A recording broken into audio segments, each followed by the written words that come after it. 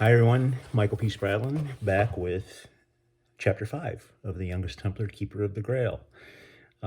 Just to remind any of you teachers and educators out there that are following along, I do have a reading guide for this on my website, michaelspradlin.com. You can get it there for free.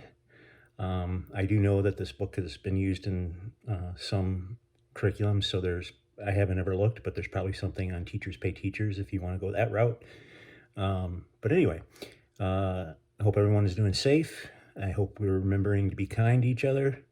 And let's jump into Chapter 5 of The Youngest Templar, Keeper of the Grail. The sensation of cold water on my forehead pulled me from my sleep. I was lying on the bed in my small attic room, high above the main floor of the Abbey. 5 years before, for my 10th birthday, the brothers had generously given me my own little space here in the rafters, reached by climbing a small ladder from the main sleeping room the monks shared.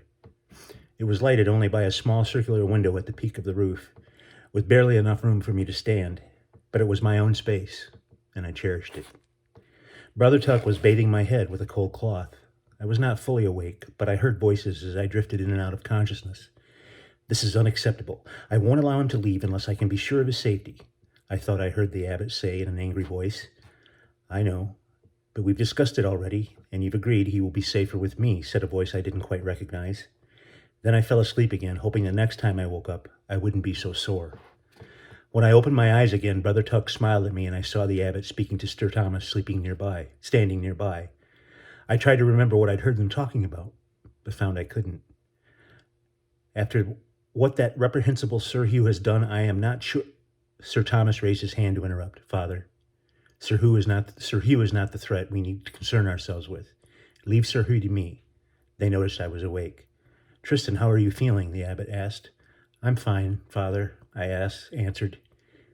Can you tell us what happened? Sir Thomas asked. I said nothing for a moment. It was odd to see all of those men crowded into my small space. I noticed that neither the abbot nor Sir Thomas could stand upright with the low ceiling, and for some reason, perhaps it was the pain, I found this very funny. I chuckled. Tristan? The abbot asked again. I'm not certain. I was working in the stable. I was about to finish my chores when the lamp went out. When I tried to leave the stable, someone attacked me, I said. Do you have any idea who it was? No, sire, none. I couldn't see. I was hit from behind at first. Then I just tried to get away, I said. You will need to question Sir Hugh, the abbot said to Sir Thomas. I can't question a marshal of the order when I have no proof or a witness to the attack. Besides, I'm sure Sir Hugh has an alibi. He doesn't get his hands dirty like this, Sir Thomas said with a snort. This is abominable, the abbot said. We are a peaceful order. For Sir Hugh to attack this boy over a minor injury to a horse is unconscionable. Something must be done. I agree. But I can't do anything based on conjecture, Sir Thomas said. After asking me again if I was okay, the abbot and Brother Tuck left my room. I'm sorry this happened to you, Tristan, Sir Thomas said. It's not your fault, sire, I said. He nodded. Tristan, in light of what has happened, I realize this is not an opportune time to press the issue. However, we ride out at first light. I don't suppose you've considered my offer? Sir Thomas's face was hopeful. Yes, sire, I have considered it, but I have not yet made a decision, I said. Which was the truth. I hadn't had time to think about it. Well, thank goodness you were not seriously injured. Perhaps you can sleep on it and let me know in the morning, he said. Yes, sire. He nodded and left the room. Rising off the bed, groaning with the effort, I walked to the table. Lifting the candle, I looked at my face in the metal reflector attached to the candle holder. I had a small scratch on one cheek and a purplish bruise on my forehead, but otherwise I looked the same as always, a square face with bright blue eyes that peered out through a tangle of light brown hair. Standing in the flickering glow of the candle, I thought of my life here at St. Albans, of how the monks had taught me to read and write, how Brother Rupert had taught me to speak French, his native language, and how the abbot, stern though he was, had a fondness for numbers, teaching me all he knew of mathematics. I remembered how the brothers had worked beside me in the stables and the garden, treating me as nothing less than an equal. In the corner was a small wooden trunk holding all of my possessions, 2 extra shirts, an extra set of woolen leggings, and the blue woolen blanket I had been wrapped in when the brothers found me. Opening the lid of the box, I took out the small piece of parchment that was nestled in the corner beneath my extra shirts and leggings. It was the note that had been tucked within the folds of my woolen blanket on the night I was left in the Abbey. It had grown worn and wrinkled from the constant folding and unfolding, but I had not read it in some time. The note, with only a few mysterious words proclaiming my innocence scrawled upon it, and the blanket were the only connections to my true identity. I pulled the blanket from the box, holding it to my face as I often had before, It had grown soft and the color had faded with time.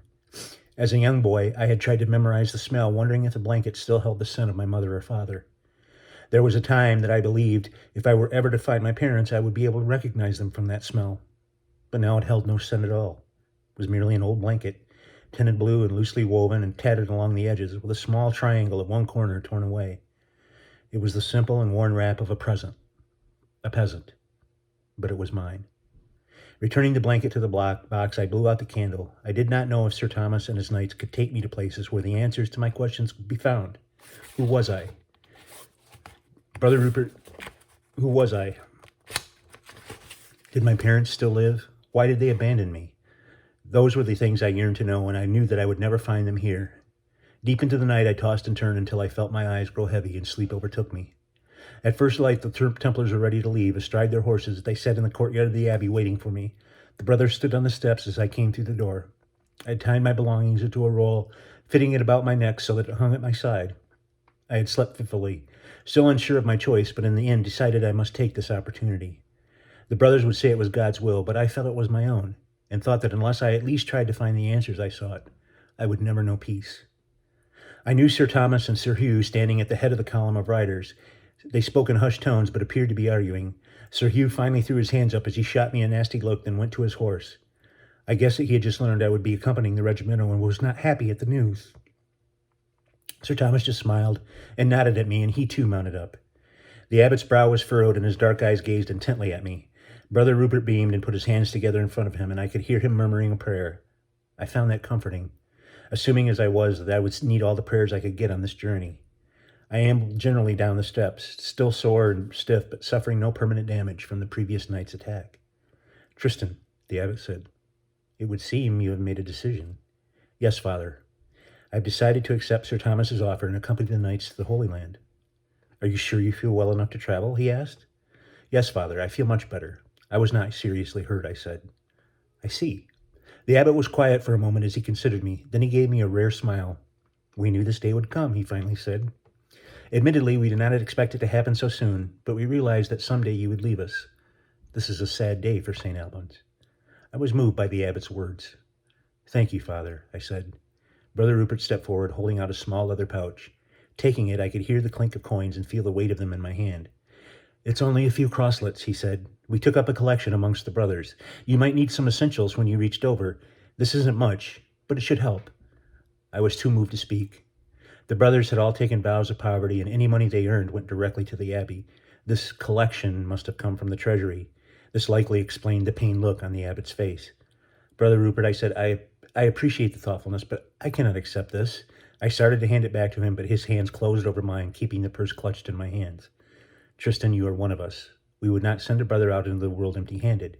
You have earned this with your sweat and your kind heart. Take it, and think no more of it," he said. Before I could say anything, Sir Hugh broke in. "If you are coming with us, boy, make up your mind. We're leaving now, and you have no mount, so you'll have to keep up. Say your goodbyes and step lively." His voice was cold and tinged with something unsettling. Brother Rupert shot Sir Hugh a nasty look for monk. He squeezed my hands and clapped me on the shoulder. "Where's Brother Tuck?" I asked. "I can't leave without saying goodbye."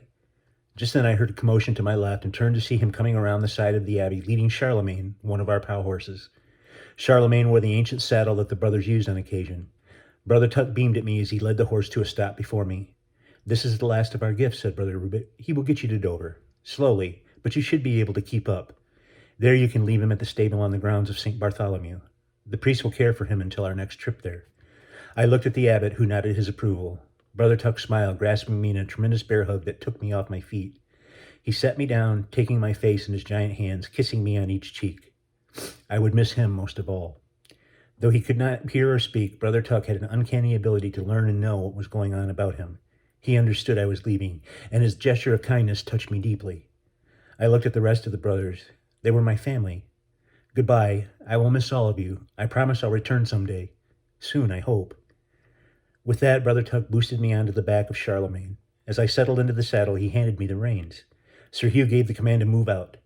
The knights were spectacular horsemen, their chargers leaping forward in unison. Sir Thomas had taken a place near the rear of the column, and as he passed me by, he reined his horse slightly, motioning me to ride alongside him. I gently nudged Charlemagne with my heels, and he began moving slowly, as he was used to the plow and not the saddle. He was a gentle soul, as horses go, but speed was not his gift.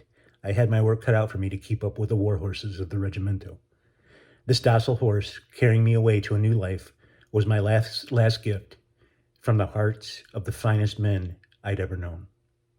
And that's the end of chapter 5. We'll be back tomorrow with chapter 6.